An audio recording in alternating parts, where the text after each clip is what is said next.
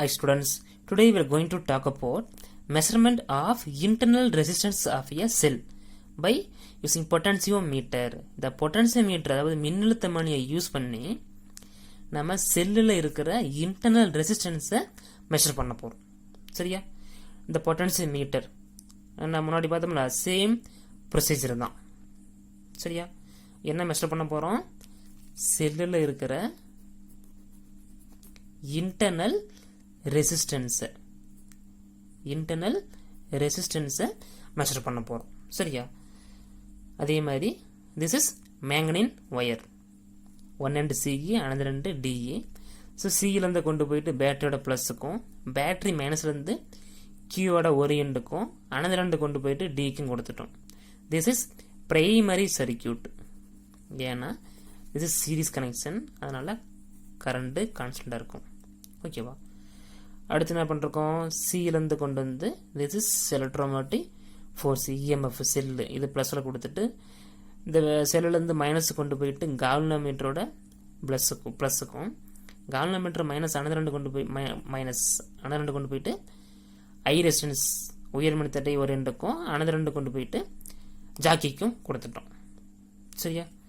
தென் இது வந்துட்டு resistance box. ஓகேவா? இதை கொண்டு வந்து செல்லோட ப்ளஸுக்கும் அனதர் கொண்டு போயிட்டு இது கீவோட ஒரு ரெண்டுக்கும் அந்த கீழே அனதர் கொண்டு போயிட்டு கால்வனோமீட்டர் ப்ளஸ்ஸு செல்லு மைனஸு அந்த ரெண்டும் சந்திக்கிற இடத்துல நம்ம கொடுத்துட்றோம். சரியா? தென் கொடுத்துட்டு திஸ் இஸ் என்னது? இது பிரைமரி சர்க்கியூட், இது செகண்டரி சர்க்கியூட்டு. தென் பேரலல் சர்க்கியூட்ஸ். சரி, இதை கொண்டு போயிட்டு இணைக்கும் போது இது ஒரு எண்டு இங்கே இணையுது, இது இங்கே வருது, இது இங்கே போகுது. அப்போ 3 ஜங்ஷன் நடக்குது. அதனால் பேரல். அப்படி பேரலாக இருக்கும்போது என்ன கான்ஸ்டன்டாக இருக்கும்? வோல்டேஜ் கான்ஸ்டன்டாக இருக்குன்னு பார்த்துருக்கோம் நம்ம. ஓகேவா? தென் இப்போ நம்ம என்ன பண்ண போகிறோம்னா இது அதே மாதிரி தான். இந்த ஜாக்கி கொண்டு போயிட்டு இந்த டியில் வச்சோம்னா கால்வனோமீட்டர் இருக்கும், அது ரைட் சைடு காட்டும். சியில் வைக்கும்போது லெஃப்ட் சைடு டிஃப்ளெக்ஷன் ஆகும். ஸோ அப்படி ஆனால் மட்டும்தான் இந்த சர்க்கியூட்டு கரெக்டாக இருக்குன்னு அர்த்தம். சரியா? இதில் இந்த எதுக்கு இந்த கீ யூஸ் பண்ணுறோம்? இந்த K1 K2 முன்னாடி கீயாக இருக்கும். எதுக்கு யூஸ் பண்ணுறோம்னா இந்த கீ வந்துட்டு ஆன் பண்ணிட்டா this is open circuit, current போகாது. ஓகேவா? அதுவே க்ளோஸ் பண்ணிட்டா க்ளோஸ் சர்க்கியூட், கரண்ட்டு ஃப்ளோ ஆகும். சரியா? அப்போ இங்கே K2வை ஓப்பன் பண்ணிடுறோம். இப்படி ஓப்பன் பண்ணிட்டு இந்த வழியாக கரண்ட் ஃப்ளோ ஆகாது. ஓகேவா? ஸோ அப்படி இருக்கும்போது இந்த ஜாக்கி கொண்டு வந்து டியிலேருந்து அப்படியே ரப் பண்ணிட்டே வரும். அப்படி ரப் பண்ணிட்டே வரும்போது கால்வனோமீட்டரில் டிஃப்ளெக்ஷன் ஆகிட்டே வரும்.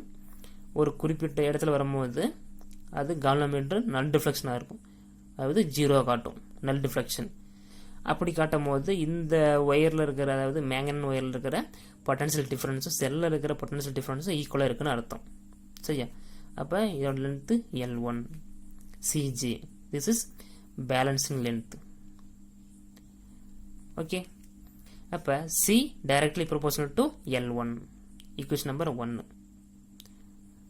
ஓகேவா? Then according to Ohm's law V equal to IR தெரியும். அப்போ I equal to V/R.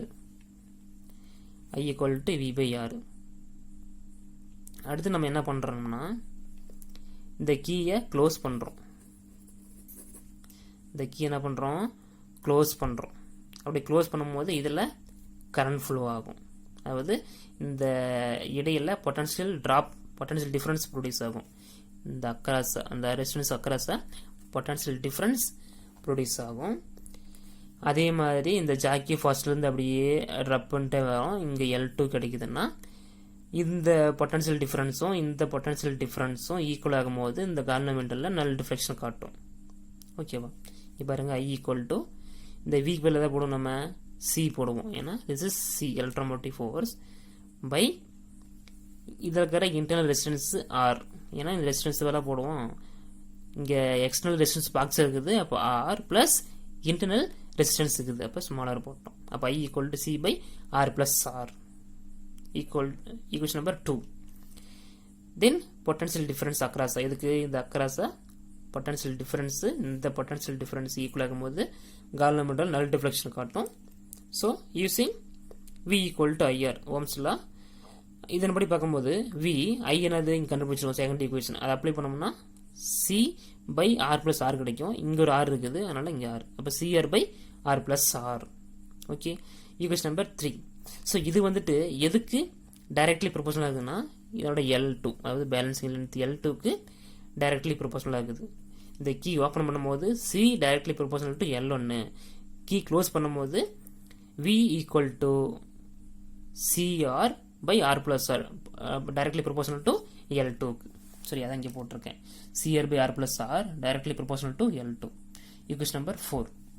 From equation 1 and 4 ரெண்டு டிவைட் பண்ண போகிறோம். எது C proportional to L1 CR by R plus R proportional to L2வும் டிவைட் பண்ணோம்னா பாருங்க C by CR by R plus R equal to L1 by L2. இதில் CC cancel ஆயிடுச்சுன்னா இந்த ஆர் பிளஸ் ஆர் மேலே போயிடும். அப்போ R plus R by R equal to L1 by L2 வரும். Equation number 5. தென் இது எப்படி எழுதலாம்? நம்ம R by R plus small R by R எழுதலாம் equal to L1 by L2. இந்த ஆர் ஆர் கேன்சல் ஆயிடுச்சுன்னா 1 இருக்கும். அப்போ 1 plus R by R equal to L1 by L2. இந்த பிளஸ் 1 ரைட் சைடு போனால் -1 ஆயிரும். அப்போ R by R equal to L1 by L2 minus 1. Okay, மறுபடியும் என்ன பண்ணுறோம்? இது எல்சிஎம் எடுப்போம். இந்த டிவைட் இருக்கிற ஆர் ரைட் சைடு போனால் மல்டிபிள் ஆயிரும். இப்போ small R equal to capital R. இது எல்சிஎம் எடுத்தோம்னா L1 minus L2 by L2 வரும். சரி, ஈக்குவேஷன் நம்பர் 6. ஸோ இதுதான், அதாவது இந்த கேபிட்டல் ஆர் L1 L2 இந்த வேல்யூஸ் தெரிஞ்சுன்னா நாம இன்டர்னல் ரெசிஸ்டன்ஸை மெஷர் பண்ணிடலாம். சரியா? தென் இந்த ஆர், இந்த கேபிட்டல் ஆரை வேரி பண்ணி இந்த ரெசிஸ்டன்ஸை, ஏன்னா திஸ் இஸ் ரெசிஸ்டன்ஸ் பாக்ஸ், இங்கே அந்த பார்ட்ஸ் போட்டுரும் பாருங்க, பேட்டரி, கேஸ், லெக்லாங் செல்லு, கால்னாமீட்டர், ஐ ரெசிஸ்டன்ஸ், ஜாக்கி, ரெசிஸ்டன்ஸ் பாக்ஸ், அது இப்படி இருக்கும். இங்கே ஒன்று திருவுற மாதிரி இருக்கும். இந்த வால்யூம் அப்பம்ல அது மாதிரி இருக்கும். ஓகேவா? அந்த வால்யூம் இதில் இங்கே ஒரு பாயிண்ட்டு சுற்றி வரும், பாயிண்ட்டாக இருக்கும். இங்கே 1 ohm 2 ohm 3 ohm 4 ohm அது மாதிரி ரவுண்ட் ஷேப்பில் இருக்கும். ஸோ இதை வேரி பண்ணியாவது இந்த ரெசிஸ்டன்ஸை அதிகப்படுத்தி நாம் இந்த இன்டர்னல் ரெசிஸ்டன்ஸை என்ன பண்ணலாம்? மெஷர் பண்ணலாம். சரியா? இதை இன்க்ரீஸ் பண்ணி, திஸ் இஸ் கேபிட்டல் ஆர், இதை இன்க்ரீஸ் பண்ணி அகமெண்ட் தடையை மெஷர் பண்ணலாம். அது மட்டும் இல்லாமல் இந்த கேபிட்டல் ஆர் இன்க்ரீஸ் ஆனால், ரெசிஸ்டன்ஸ் பாக்ஸ் நம்ம இன்க்ரீஸ் பண்ணுறோம்ல, அது இன்க்ரீஸ் ஆனால் ஸ்மால் ஆரும், அதாவது இன்டர்னல் ரெசிஸ்டன்ஸும் இன்க்ரீஸ் ஆகும். சரியா? ஸோ சிம்பிள் கொஸ்டின் தான், பொறுமையாக பாருங்கள், கிளியராக புரியும். சரியா? Okay, thank you.